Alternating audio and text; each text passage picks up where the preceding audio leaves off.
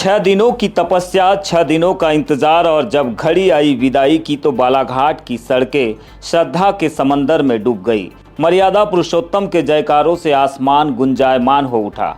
पुराना श्री राम मंदिर से जब प्रभु श्री राम की दिव्य शोभा यात्रा निकली तो दृश्य अलौकिक था। एक ओर सुसज्जित रथ पर विराजित प्रभु श्री राम, भ्राता लक्ष्मण और हनुमान जी के दर्शन, तो दूसरी ओर अपने आराध्य की पालकी को कंधों पर उठाए श्रद्धालुओं का वो अनूठा प्रेम भी देखने मिला।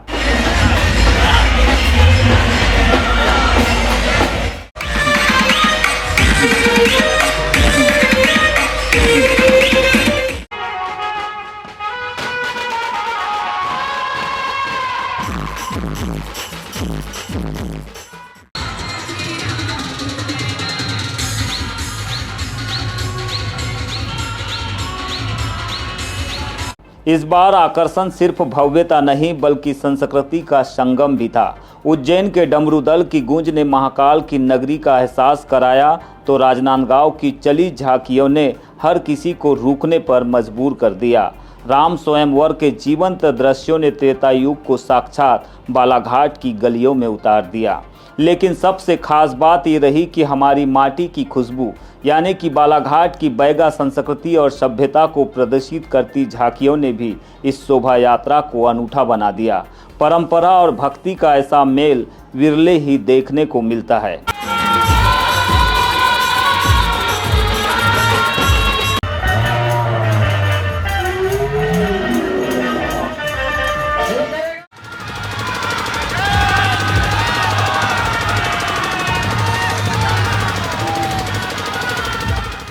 राजघाट चौक से लेकर नया सराफा बाजार और हनुमान चौक तक जहां से भी यह कारवा गुजरा, आसमान रंग बिरंगी आतिशबाजी से नहा उठा। काली पुतली चौक से जब यह यात्रा मेन रोड से होते हुए हनुमान चौक के लिए प्रस्थान हुई तो भक्ति का उत्साह अपने चरम पर था। जिला पंचायत के अध्यक्ष सम्राट सिंह सरस्वार के आवास पर सजे विशाल भंडारे में भी हजारों भक्तों ने प्रसादी ग्रहण की, जिसे पाकर भक्त भी निहाल हो गए।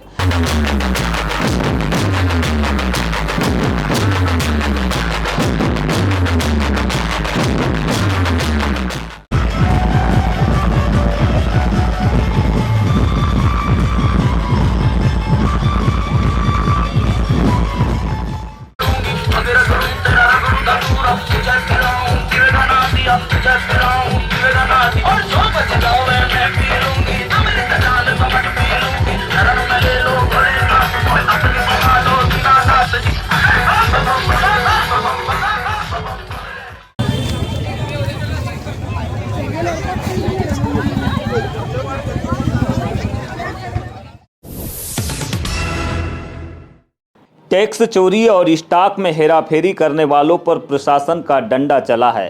केंद्रीय वस्तु एवं सेवा कर विभाग यानी CGST जबलपुर की टीम ने बालाघाट के एक बड़े कारोबारी के ठिकानों पर देर रात में बड़ी कार्रवाई को अंजाम दिया है।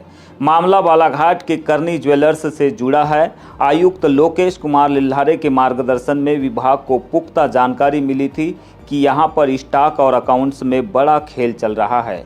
इसी सूचना के आधार पर 25 मार्च की शाम को विभाग की विशेष टीम ने ज्वेलर्स के व्यावसायिक परिसर में दस्तक दी। निरीक्षण के दौरान जब अधिकारियों ने दुकान में मौजूद सोने और चांदी के आभूषणों का भौतिक सत्यापन किया तो उनके होश उड़ गए।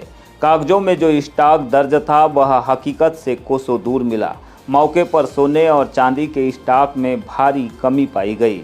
शुरुआती जांच में इस स्टॉक की कमी की कीमत लगभग 1.5 करोड़ रुपए आकी गई है। विभाग को अंदेशा है कि इस स्टॉक को बिना उचित लेखांकन और टैक्स चुकाए ठिकाने लगाया गया है, जो सीधे तौर पर कर चोरी का मामला बनता है। पूरी रात चली यह मैराथन कार्रवाई अगले दिन यानी 26 मार्च की सुबह जाकर खत्म हुई। फिलहाल CGST विभाग ने सभी दस्तावेज जब्त कर लिए हैं और मामले की विस्तृत जांच जारी है। अधिकारियों का साफ कहना है कि जांच पूरी होने के बाद कानूनी दायरे में सख्त से सख्त कार्रवाई की जाएगी।